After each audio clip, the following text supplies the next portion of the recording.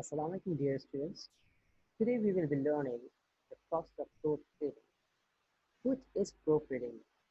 This is a question today we will have to solve and we will have to overcome that how to do proofreading in writing.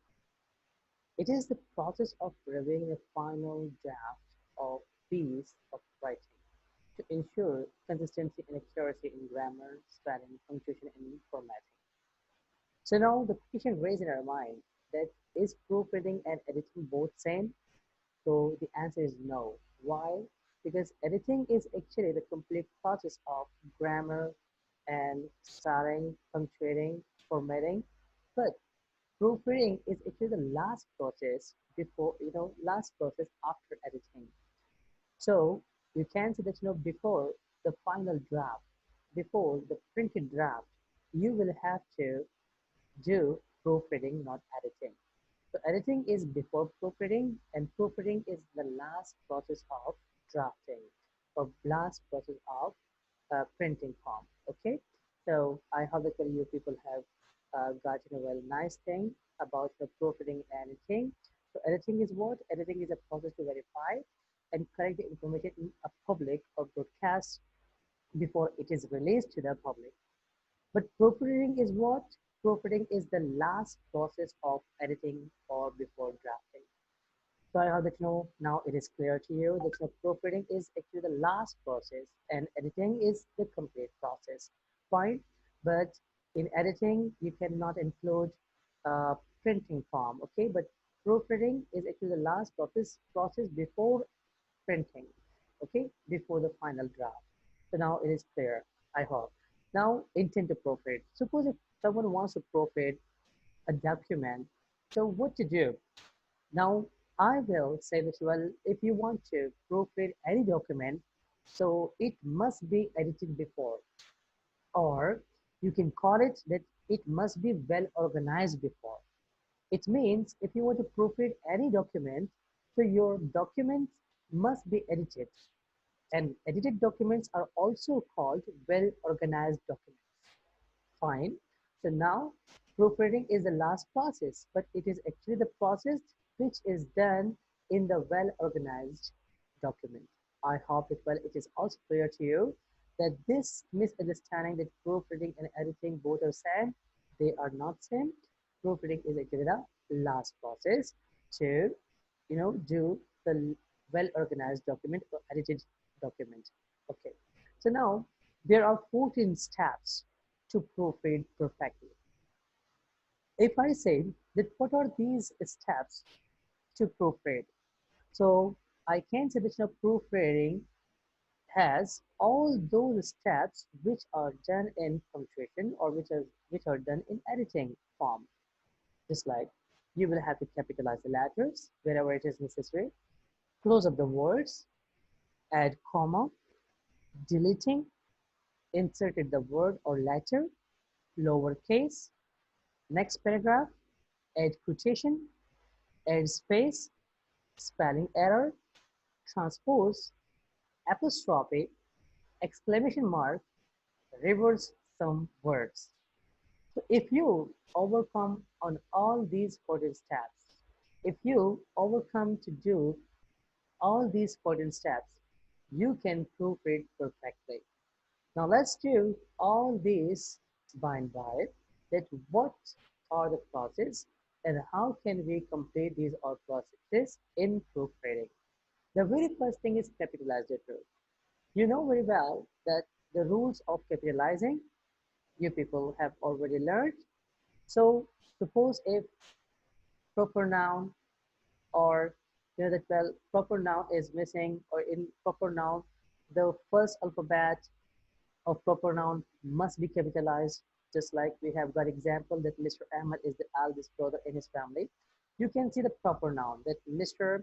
Am, okay? The M of Mr. will be capitalized, and Ahmed is actually a proper noun. So Ahmed A. A means A is acronym of Ahmed, so you will have to capitalize A. Okay, so here I have capitalized Mr. Ahmed. M and A have been capitalized. First alphabet of any proper noun, it means. Okay, now the second example, Karachi is the biggest city of Pakistan. So now we have got two proper nouns here, Karachi and Pakistan. So the first alphabet of Karachi will be capitalized and the first alphabet of Pakistan will be capitalized. So K and P will be capitalized. It means that you can, uh, get the first step of capitalizing. Okay, now edge comma. It is a second process in proofreading. When you want to edit or proofread the paragraph, you need to apply commas where they are necessary. Suppose proofreading demands comma wherever it needs. Suppose here I've got an example. Last night I met Janet, Josh, Jennifer, Julie, and John. You can see all these 5 or 6 proper nouns, but we have to apply comma. Now here in this sentence, the comma will be applied in many places. Suppose last night, it is a time. So after time, if time is brought in the beginning of the sentence, you will apply comma. Last night, and I met Janet, George, Jennifer, Julie, and John. First, you will have to capitalize all these names. Okay, Janet means the first alphabet of every name will be capitalized. J of Janet, Josh, J of Josh, J of Jennifer, J of Julie, and J of John. And after that, you can apply commas.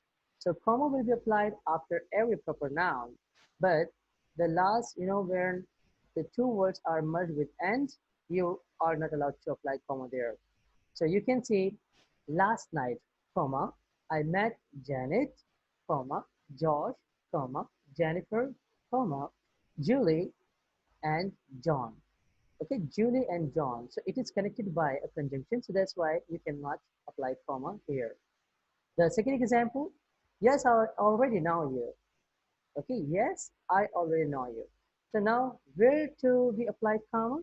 You can apply comma after yes, because yes is a complete word. So now you have mentioned yes, you have said yes. So yes has said, and now you can apply comma after it. And I already know you. I hope that well, comma is also clear to you. You can proofread if you want to proofread any paragraph. So you will apply comma. Okay, it is the most necessary part. Otherwise, it will not be proofread. Okay, now deleting. Sometimes what we do, we use some vague or useless words in our sentences. So our sentences do not give us good meaning. Okay, so now what proofread demands? Proofreading process does not use vague words, does not demand useless words. You will have to omit all these words from the sentences. Suppose he, I, she, and we play cards every day. Now, if you see that here, what I did, I mentioned the names or I mentioned each and every proper pronoun here. So what to do? You will have to concise a word by deleting all the vague or useless words from the sentence. So what could be applied?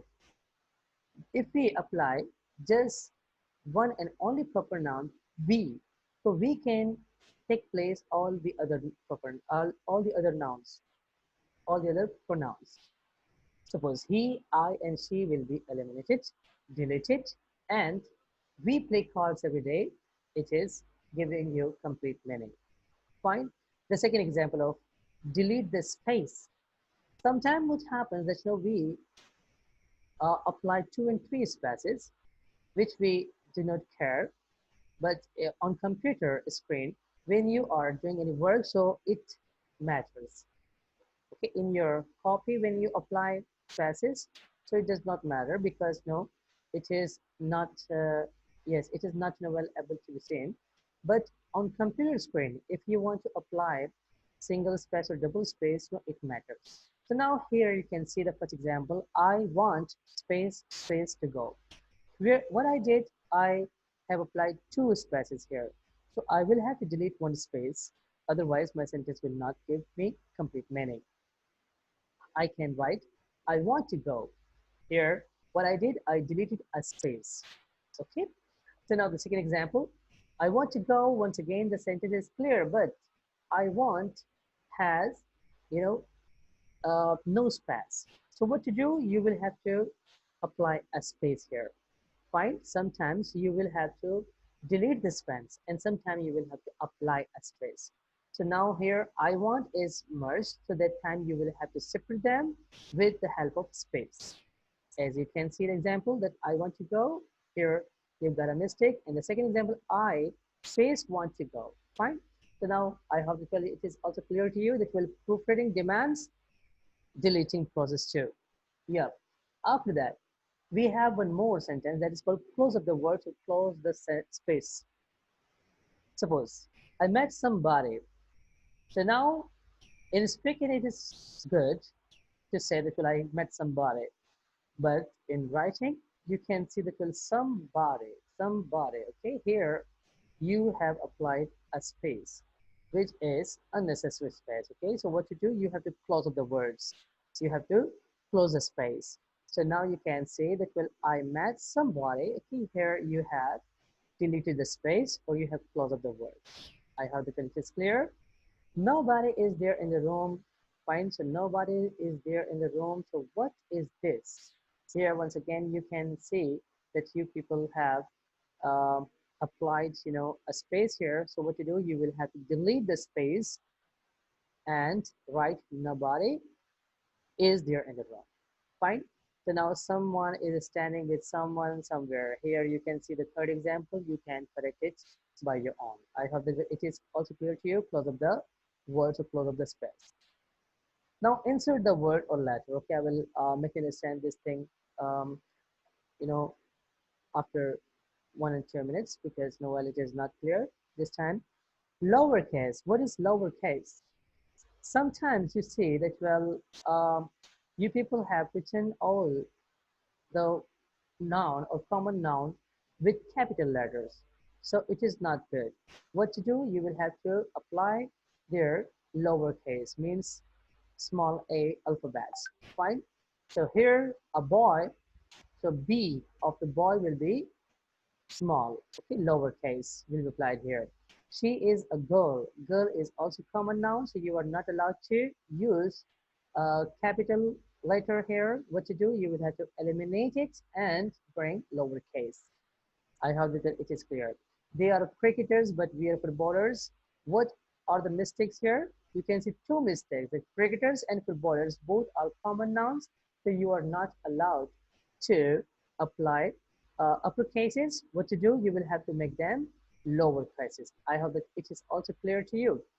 Now we have, one more chance to apply periods. What to do with periods? Okay, now add period means full stop or to stop the sentence. When the sentence gives you complete idea or complete meaning, after that you can apply full stop or period. Okay, so we've got example. He is a nice man. So he's a nice man. It is giving a complete meaning. What to do? You will apply period or full stop.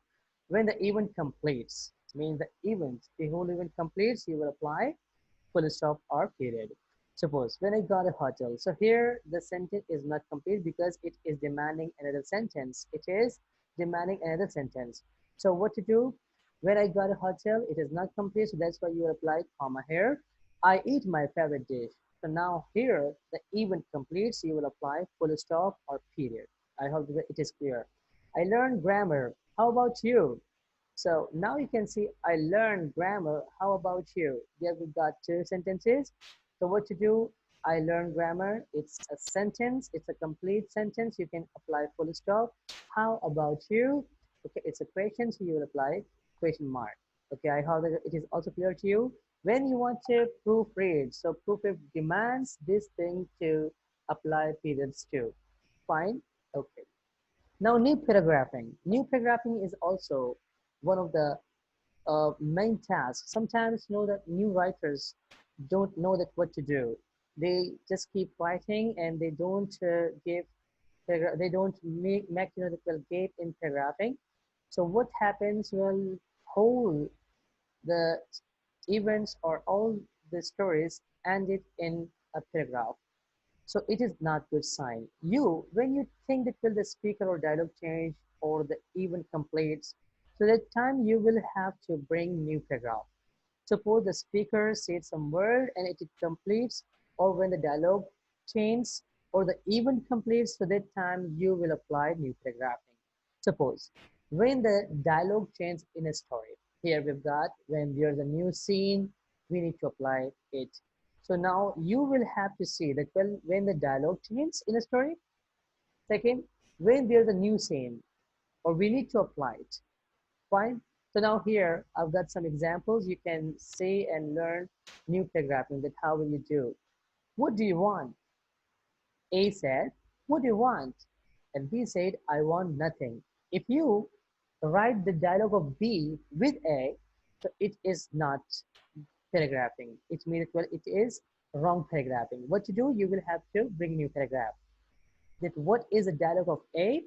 After that, what B said, you will have to bring new paragraph first. Okay? They have achieved what they desire. So now it is complete paragraph. And after that, it is their fate because now you have brought, you know, a new scene. It is their fate. So that's why you have brought, new paragraphing. So it is also clear to you, I hope. Then we have 8 quotation mark. What is 8 quotation mark? There we have two process. I will try to teach you two of the process of quotation mark. One, when there is attribution, we apply quotation mark. Suppose Anna said, you are not feeling well. So Anna said, the speaker is here, and the dialogue of the speaker is, you are not feeling well. So the dialogue of the speaker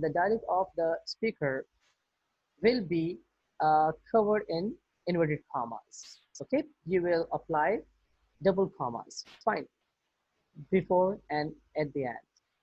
So you've got second example. You are not feeling well, Anna said. Once again, the same sentence is here, but you have changed the placement. Okay, that you are not feeling well. The dialogue is brought in the beginning of the sentence, and the speaker, whoever said, you have got at the end of the sentence. So you are not feeling well, and I said, what to do? You will have to pack this sentence in inverted commas, and then the speaker of this dialogue will be ended with period. I hope that it is clear. Now, single quotation mark. Sometimes what happens is, we see single quotation mark, not double quotation mark. Let me teach you what is the process of applying single quotation mark. Suppose I said, do you remember when Dr. Iftikhar said, I have a dream? When a sentence with a dialogue in the dialogue, when the dialogue in the dialogue means when one speaker said some words, in that sentence, the second speaker is also available. So the second speaker words will be covered in the single quotation mark. Once again, I'm repeating my words. That when a speaker said a whole dialogue, and after that, the second speaker is also available. So the second speaker's dialogue will be covered with single quotation mark. So now here you've got example. I said, do you remember when Dr. Iftikhar said, I have a dream? So now what I did, that I said it is the first person that who said whole dialogues. So it will be covered in the double quotation mark. And when Dr. Iftikhar said, it is the second person in the same sentence, so his dialogue will be covered in first single quotation mark. I hope that you people have learned quotation marks, that how will you apply quotation marks in proofreading. Okay, then we have spelling mistakes. It's one of the most common thing in proofreading, that people make mistakes and they don't care about this. So that's why what to do, you will have to apply spelling mistake. Spelling mistakes, you will have to cover all these things. I hope you know well, it is clear. Spelling mistake, if the spelling is not written correctly, it should be encircled and highlighted with SP. Suppose misspell. So now here you can see that something is wrong. So what to do? Misspell. So here you will write SP on the top of it. Why? Because, well, here you can see spelling mistake. Karachi, Okay, Karachi, everything is clear. The C is not clear. So what to do? You will apply K instead of C. Okay, so it is an advice. Advice, it is an advice. Everything is clear. So what is a mistake? Advice is a verb here. So if you want to bring noun, so what to do? Advice will be applied here. Means spelling mistakes must be written correctly. World or world, you can see all the things are here, means all the alphabets are there in the word, but the process of all the alphabets are that are quite wrong. So that's why what to do, you will have to place them rightly. WORLD. I hope the spelling mistake is also clear to you. Then we have transpose. Okay, what is transpose? If you want to learn the word transpose in proofreading, okay, what is transpose? When you are learning the word transpose, so what to do? You will have to place the orders. Means sometimes you make mistakes in words, just like I will to eat plates of biryani. So do you think this sentence is written correctly? No. I will to eat plates of biryani. It is wrong because the quantity is written after the helping verb. So what to do? You will have to bring the quantity of the plates after verb. I will to eat plates of biryani. It is wrong. You will have to bring, you will have to apply the transpose here. I will eat 2 plates of biryani. So this is called transpose when you all will bring the words, uh, this, placement of words from one wrong place to right place. Okay, it will be called transposing. So it is also one of the biggest thing which is applied in proofreading. And I hope that well it is clear to you. You can have so many examples of it. Then add spaces. I have already taught you the same thing that what is the meaning of add spaces when two different words have no gap. I think I taught you this thing, but once again we are reading the same thing. We are learning. The bus driver didn't care. Do you think the sentence is written correctly? No. Why? Because the bus driver didn't care. Here you have got a mistake. The bus driver will be written with space. So the bus driver, here you will add space. Then the sentence will give you complete meaning. The plane pilot accidentally landed the plane in the desert. So what to do? Here you can see who the sentence is written completely, and if you're a good proofreader, what to do? You will have to apply space there. But where you see the mistake. So where the mistake available? See, the plane pilot, in speaking, as I told you before, everything is allowed.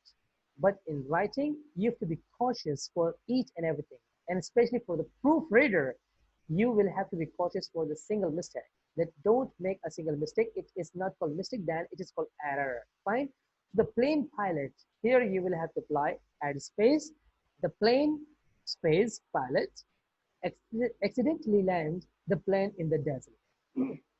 Then we have to apply apostrophe. What is apostrophe? What is apostrophe? Apostrophe